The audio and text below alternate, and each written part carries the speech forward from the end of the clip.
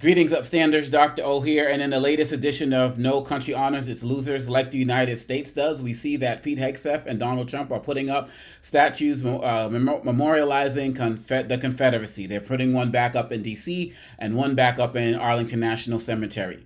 This is the embodiment of their racist white supremacist agenda, and people don't like talking about it. But my philosophy is call a thing a thing. As I said in my last post, whether we're talking about immigration policy or what's happening in Texas, that Trump wants to get rid of the black and brown representatives, racism has been at the heart of what they're doing. And what better way to showcase white supremacy than putting up statues of people who represented a Confederacy? And what better way to celebrate white supremacy by doing that? Let's be mindful. Let's be real. Confederate statues did not get built during the Civil War. Confederate statues started being built after the 1900s, in the 1900s, as part of this mindset of the South shall rise again. When people talk about the march, Selma, they talk about marching over that bridge. That bridge, the Edmund Pettus Bridge, he was a Confederate general. Like, they wanted to make racial, as Jon Stewart talked about, racial wallpaper. They wanted to put that all across the country, and that's what they did. And that's what the statues represented. And that's why the statues needed to come down. When you talk about the one that was in D.C. of Albert Pike, that was built in 1901. And Albert Pike was a Confederate, was part of the Confederacy. When they had the statue up, they just had him up there without his uniform on as a Freemason. But I bet you this new one will probably go up with the uniform on. I don't know. Doesn't really matter. He was part of the KKK. He was part of or some people say he wasn't. They say it's alleged. You decide. You read your history. You decide.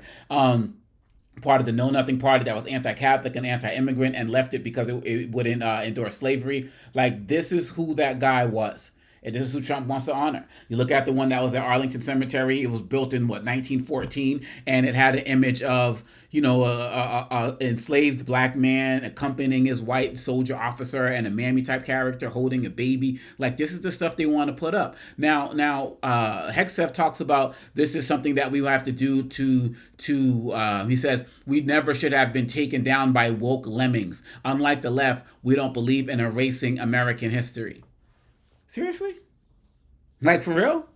Because last time I checked, y'all were the ones who removed Jackie Robinson's image from your website. Y'all were the one who removed images of Harriet Tubman. Y'all were the one who renamed the ship named after Harvey Milk, an openly gay politician who was assassinated in 1978, who also served in the Korean War. You took his name off the ship. Like, this is what y'all removing any reference to anything trans, LGBTQ. You're removing that from the books. Within the schools, getting rid of black and brown history. Can't teach books about the Holocaust like the graphic novel about Mouse. Can't tell stories about Muslim individuals or indigenous people.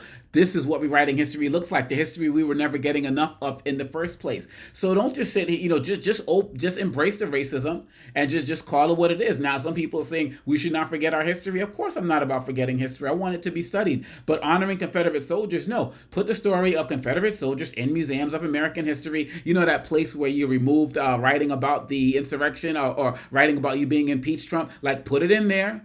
Have stories, have sections, that's all good. But to memorialize these people in Washington, D.C., people who fought to destroy this country, who are traitors, and let's be mindful of the Confederate flag never flew in the U.S. Capitol until Trump came into office. So this is a man who represents it to his core.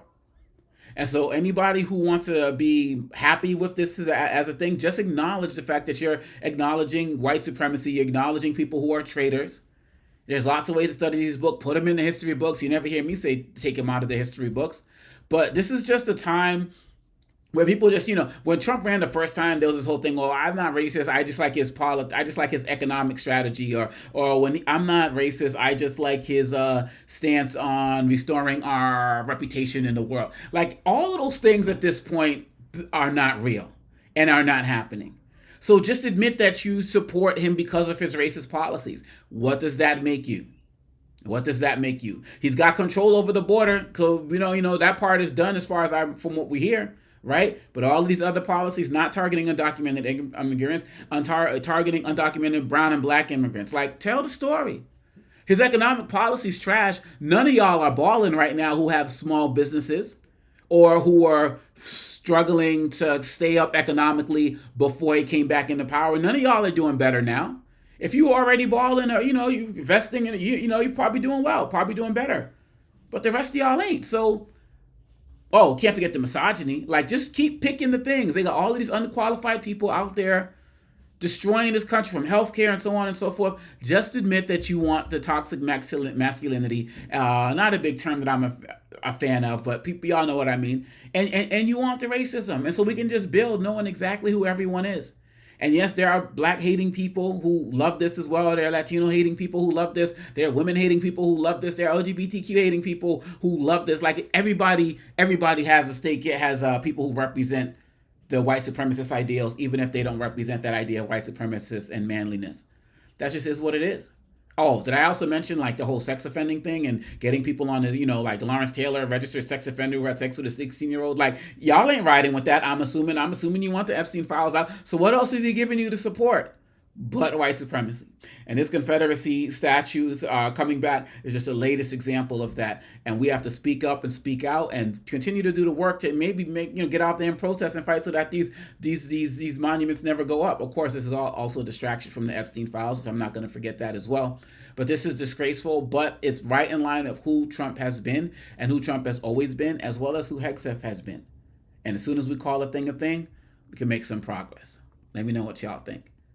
Peace.